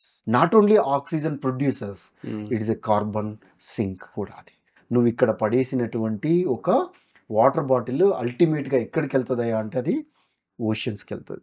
ఇప్పటికీ చాలా మందికి బట్టల మీద అవగాహన లేదు. సస్టైనబిలిటీ గురించి మాట్లాడే దాంట్లో చాలా కంపెనీస్, చాలా మందికి వాహనాల నుంచి వచ్చే పొల్యూషనే చాలా పెద్దగా అనుకుంటారు. But textile industry biggest producer, agriculture industry biggest polluters. కానీ అది సమాజంకి ఏమవుతుందో అనే విషయం తెలియదు. సో దానికి సొల్యూషన్ చేనేత కాదు, దానికి సొల్యూషన్ చేనేత కాదు. సో అలా అని చెప్పేసి చాలామంది పర్యావరణం మేలు చేస్తున్నాయని ఇబ్బడి ముబ్బడిగా కొనేస్తూ ఉంటారు, మళ్ళీ అది కూడా కాదు. సో తను చాలా జాగ్రత్తగా బ్యాలెన్స్డ్గా నీకు ఎన్ని అవసరం, ఏం అవసరం, ఇది కావాలి. చాలామంది ఈ అటైర్లో వాళ్ళు ఉన్నారు వాళ్ళు, కానీ వాళ్ళు ఏమనుకుంటున్నారు, వాళ్ళు ఒక నిరాదరణకి గురవుతూ ఉన్నారు. సమాజం కూడా వాళ్ళకి రెస్పెక్ట్ ఇవ్వట్లేదు. నేను చాలాసార్లు బస్సులో నేను వచ్చినప్పుడు పక్కకి కూర్చోవడానికి కొంచెం ఇదైపోయి వెనకకి వెళ్ళిపోతూ ఉంటారు. ఇట్లా చాలా సందర్భాలలో జరుగుతూ ఉంటాయి. జాక్ ఫ్రూట్ ఫెస్టివల్ అవుతుంది అంటే మైసూర్లో ఒక చాలా పెద్ద మాల్, అది ఇండియాలోనే యుఎస్ కంపెనీ అది. సో మాల్కి వెళ్తే వాళ్ళు అక్కడ నన్ను లోపలికి వెళ్ళిన తర్వాత సో నా టైర్ అదంతా చూసి ఇట్లా మీరు తిరగకూడదు, ఇట్లా ఉండకూడదు అని ఒక పక్కకు కూర్చోబెట్టారు వాళ్ళని. కూర్చోబెట్టి మళ్ళీ వాళ్ళు రియలైజ్ అయ్యి నా దగ్గరికి వచ్చి వాళ్ళ కమాండ్ రూమ్లోకి వెళ్ళి చూసి అసలు ఎవరైనా ఏం చేస్తున్నాడంటే ఓకే నా ఎన్విరాన్మెంట్ గురించి వర్క్ చేస్తూ ఉన్నాడు, అందరినీ అప్రిషియేట్ చేస్తూ ఉన్నాడు అని మళ్ళీ నా దగ్గరికి వచ్చి వాళ్ళు సారీ చెప్పుతూ ఆగకుండా మా జిఎం గారు మిమ్మల్ని రమ్మంటున్నారు అని చెప్పేసి జిఎం కూడా సారీ చెప్పి వాళ్ళు కూర్చోబెట్టి మీరు ఏం చేస్తారని నా గురించి తెలుసుకొని మేము మిమ్మల్ని 15th ఆగస్ట్కి చీఫ్ గెస్ట్గా పిలుస్తున్నాం మా మాల్లో ఫ్లాగ్ హోస్టింగ్కి అని చెప్పేసి పిలవడం. అట్లా వాళ్ళు నాతో పరిచయం అయ్యి ఒక్కరోజు గెస్ట్గా కాదు, స్వదేశీ మేళా అని మీ ఆలోచనలన్నీ మా మాల్ పేరు నెక్సస్ మాల్. ఓకే, ఆ మాల్లో నీ సస్టైనబిలిటీ మొత్తం కూడా అక్కడ స్టాల్స్ పెట్టి మా కస్టమర్స్ అందరికీ మీరు ఎక్స్ప్లెయిన్ చేయండి అని చెప్పేసి వాళ్ళు ఒక పెద్ద ఆపర్చునిటీ, చాలా బిగ్ అచీవ్మెంట్ నాకు. అంటే ఎన్నోసార్లు ఎన్నో దెబ్బలు తగిలి ఎన్నో చిన్న ఇదైనా కూడా ఒక పెద్ద కార్పొరేట్ మాల్లో ఎటు చూసిన థమ్స్అప్, కోకోకోలా, తర్వాత ఈ జీన్స్, తర్వాత క్రాక్స్ చెప్పులు, ఆ మధ్యన నేను ఒక మగ్గము, ఒక మట్టి పాత్రలు చేసేటటువంటి సాంచా, ఒక ఇసుర్రాయి, దాని తర్వాత ఒక మట్టి వినాయకుడు, ఒక మిల్లెట్స్ ప్రొడక్ట్స్, ఒక దేశీయ వెరైటీ సంబంధించినటువంటిది, హ్యాండ్లూమ్ ప్రొడక్ట్స్, ఒక మొక్కలు, ఇట్లా అనేక రకాల అంశాలని అక్కడ స్టాల్ పెట్టి వాళ్ళకి అందించడం అనేది అంతకు మించిన అచీవ్మెంట్ అనేది ఇంకా ఏముండదు. అంటే అదొక బిగ్ ఇది భావన నాకున్నది. చాలామంది అడుగుతారు నన్ను, ఏంటి మీకు మోటివేషన్ ఏంటి? అసలు ఈరోజు ఢిల్లీలో ఉంటారు, రేపు బెంగళూరులో ఉంటారు, మళ్ళీ కోయంబత్తూరులో ఉంటారు, మళ్ళీ ఒకరోజు చూస్తే ఒక పల్లెటూరులో వ్యవసాయ క్షేత్రంలో ఉంటారు. ఇంత అలసట లేకుండా ఎలా తిరగలుగుతున్నారు? ఒకరోజు నేను చాలా వెయిట్ మోసుకుంటూ వెళ్తా ఉన్నాను. ఆటో, జనరల్గా రోడ్ మీద ఆటో అని అడుగుతారు. సో లేదు, నా దగ్గర డబ్బులు లేవు అని. అట్లా 7-8 ఆటోస్ వచ్చిపోయాయి. 9th ఆటో వచ్చింది. డబ్బులు లేవంటే కూర్చోన్నాను. అరే ఆయనకి వినపడ్డదో లేదో అని చెప్పేసి డబ్బులు లేవండి అన్న. అంటే కూర్చోండి సార్ అన్నారు. అంటే కానీ నాకు మనసులో అయ్యో ఎట్లా అని చెప్పేసి ఆలోచన వస్తుంది. క్లాత్ బ్యాగ్స్ అవన్నీ చాలా ఉంటాయి. ఒక క్లాత్ బ్యాగ్ తీసి ఇచ్చాను. ఇచ్చి మీరు ఎప్పుడైనా కూరగాయలు తీసుకెళ్తే ఉపయోగించుకోండి అని. ఓకే సార్, ఎంత ఉంటుంది సార్ దీని కాస్ట్? ఒక 30 రూపీస్ ఉంటుంది. ఆటో దిగేటప్పుడు 30 రూపీస్ ఇచ్చాడు ఆయన. ఇచ్చి లేదు నేను రోజు 100 మందికి క్లాత్ బ్యాగ్స్ ఇస్తాను, జస్ట్ నీకు కూడా అట్లా ఇచ్చానంటే, అట్లనా సార్ అని చెప్పేసి 30 రూపీస్ తీసి జేబులో పెట్టుకున్నాడు. పెట్టుకొని ఈసారి 60 రూపీస్ ఇచ్చాడు. 30 వెనక్కి తీసుకుని 60 ఇచ్చాడు. 60 రూపీస్ ఇచ్చి, సో నా తరపున ఒక్క 2 బ్యాగులు ఎవరికన్నా ఇవ్వండి సార్ అన్నాడు. నేను బస్సులో ఒకసారి ఒక బ్యాగ్ ఇచ్చాను స్టీల్ బాటిల్ వాడుతున్నందుకు. ఆయన మళ్ళీ పిలిచి చెవులో మా ఆవిడ కూడా ఇంకో బ్యాగ్ అడుగుతుంది అని చెప్పేసి అన్నాడు. అరే అట్లా ఒక బ్యాగ్ ఇస్తే ఇంకో బ్యాగ్ కావాలని అడిగే సమాజంలో ఒక బ్యాగ్ ఇస్తే ఒక పైసలు ఇవ్వకుండా ఇంకో రెండిటికి ఇవ్వమని చేయడము చాలా ఎమోషనల్ కనెక్ట్ అయింది. బస్సు జర్నీ ఎక్కుతారు, నేను ఏం చేస్తాను బస్సు ఎక్కగానే, సో పబ్లిక్ ట్రాన్స్పోర్ట్ వాడి ఎయిర్ పొల్యూషన్ తగ్గిస్తున్న మీ అందరికీ పాదాభివందనం అని చెప్పేసి ఆ బస్సులోనే నేను నా జర్నీని పర్యావరణ కార్యక్రమాలు చేస్తాను. ఈవెన్ ఫ్లైట్లో, ఈవెన్ ట్రైన్లో, ఈవెన్ బస్ స్టాండ్లో, ఈవెన్ నడుచుకుంటూ పోయేటప్పుడు ఎక్కడ అవకాశం ఉంటే అక్కడ ఆ ఎన్విరాన్మెంట్ కోసం చేస్తూ ఉంటాను. ఆ బస్సులో ఉన్నటువంటి వాళ్ళకి ఇవ్వడం, డ్రాయింగ్ కాంపిటీషన్స్, ఆల్మోస్ట్ ఇప్పటి వరకు 10,000 మెంబర్స్ తోటి నేను బస్సులో, ఫ్లైట్లో, రైల్లో, పబ్లిక్ మీటింగ్లో, స్కూళ్ళల్లో డ్రాయింగ్స్ వేయించడం జరిగింది. సో ఒక సినిమా థియేటర్లో కూడా మధ్యన ఇంటర్వెల్ టైంలో కూడా నేను ఈ ప్రొజెక్టర్ ద్వారా అక్కడ ఎన్విరాన్మెంట్ వీడియోస్ చూపించి సమాజాన్ని ఇన్వాల్వ్ చేస్తూ ఉంటాను. సో ఈవెన్ కొన్ని సందర్భాలలో మోటివేషనల్ క్లాసెస్ పిల్లలకి చెప్పడానికి కూడా ప్రొజెక్టర్ తీసుకొని స్కూల్ తిరిగినటువంటి సందర్భాలు ఉన్నాయి. సో అట్లా వాళ్ళని ప్రతి టైంలో కూడా సెన్సిటైజ్ చేయాలి. అడుగుతారు నన్ను, ఎందుకు మీరు ఇట్లా చేస్తూ ఉన్నారు? అరే వాళ్ళు అడ్వర్టైజ్మెంట్, నేను మెట్రో ఎక్కితే ఎక్కిన స్టెప్స్ దగ్గర నుంచి కంపెనీ అడ్వర్టైజ్మెంట్స్ కనపడతాయి. అరే నేను పర్యావరణం కోసం మరి అట్లా వాడుకోవద్దా? వాళ్ళేమో బుల్లెట్ ట్రైన్ స్పీడ్తో డిస్ట్రక్షన్ వాళ్ళు ఉంటే, మరి నేను ఎన్విరాన్మెంట్ ఏమో టాటాయిస్ నడిచినట్టు నడిస్తే ఎట్లా కుదురుతుంది? కాబట్టి నేను కూడా ప్రతి యాక్టివిటీని ఉపయోగించుకోవాలి అని చెప్పేసి ఈ ప్రాసెస్లో అల్టిమేట్గా నేను ప్రతి వ్యక్తితో, ప్రతి సంస్థతో ఒక ఎంఓయూ చేసుకొని, ఉదాహరణకి మీ ఆర్గనైజేషన్ ప్రాస్పెరిటీ ఆర్గనైజేషన్స్తో ఒక ఎంఓయూ చేసుకొని, ఆ ఎంఓయూ ద్వారా నా ఆలోచనలు మీ ద్వారా తీసుకెళ్ళడం. సో ఇప్పటి వరకు నేను ఇక్కడ లోపలికి ఎంటర్ కాగానే మీ ఎంప్లాయీస్ని, స్టాఫ్ని లేదా అక్కడ చూస్తూ ఉన్నా. మీరు కూడా ఇప్పటివరకు సస్టైనబుల్ హౌస్ ఎలా ఉండాలి, కన్స్ట్రక్షన్లో ఏ మెటీరియల్ వాడాలి, దాంట్లో ఉన్నటువంటి గ్రేట్ వాటర్ ట్రీట్మెంట్ ఎలా చేసుకోవాలి, ఫీకస్ వాటిని ఎట్లా ఇది చేయాలి అనేటటువంటి అనేక వాటి మీద మీరు ఉన్నారు. బట్ ఇప్పటికీ ఇంకా మీరు ఫుడ్ విషయంలో, ఆర్గానిక్ వాటి విషయంలో కొంత ఇంకా వాటి విషయంలో, ఎందుకంటే అన్నీ ఒకేసారి మీరు చేయలేరు కాబట్టి మీ సంస్థ ద్వారా మీరు చేసేటటువంటి ఈ అనేక అటువంటి ఆల్రెడీ మీ వెండర్స్ కానీ మీ యొక్క కస్టమర్స్ని ఈ ఎక్స్ట్రా అంశాలు కూడా మీరు తీసుకెళ్ళేటట్టు. అదేవిధంగా ఇప్పటి వరకు ఎన్విరాన్మెంట్ జస్ట్ లైక్ మనం మన వరల్డ్ ఎన్విరాన్మెంట్ డే అయింది. వరల్డ్ ఎన్విరాన్మెంట్ డే ఎవరు సెలబ్రేట్ చేశారంటే కొన్ని corporate companies or pollution control board, అంతే. ఇక మిగతా ఏ డిపార్ట్మెంట్ చేయలేదు. వై? వాళ్ళకి సంబంధం లేదా? ఎక్కడ ఎవరు చేయలేదు. అంటే వాళ్ళందరూ ఏమనుకుంటున్నారు, అగ్రికల్చర్ మాకు ఇది సంబంధం లేదు అనుకుంటున్నారు. ఎక్కడో కొన్ని యూనివర్సిటీ లెవెల్లో కానీ గ్రౌండ్ లెవెల్లో వాళ్ళు చేయట్లేదు. కాబట్టి ఇది ఇట్లా ప్రతి వ్యక్తితో, ప్రతి సంస్థతో, ప్రతి గవర్నమెంట్తో ఎంఓయూ చేసుకుని ముందుకు వెళ్ళి నా ఆలోచనని స్పీడప్ చేయాలి.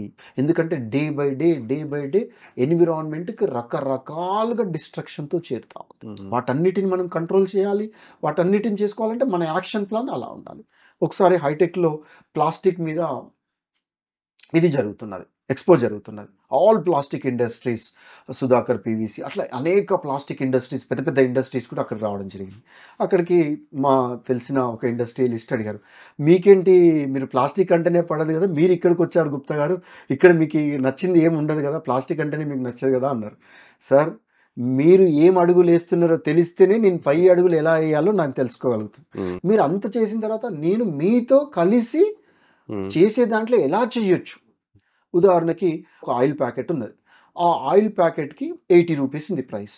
మీరు ఏం చేయండి, కంపెనీకి మీరు ప్యాకెట్లో ఎంటీ ప్లాస్టిక్ సప్లై చేస్తున్నారుగా, వాళ్ళతో మాట్లాడి వాళ్ళు పెట్టేటటువంటి ప్రైస్కి ఎప్పుడు ఒక 1 రూపీ ఈ కవర్కి దాంట్లో బార్ కోడ్లో పెట్టండి.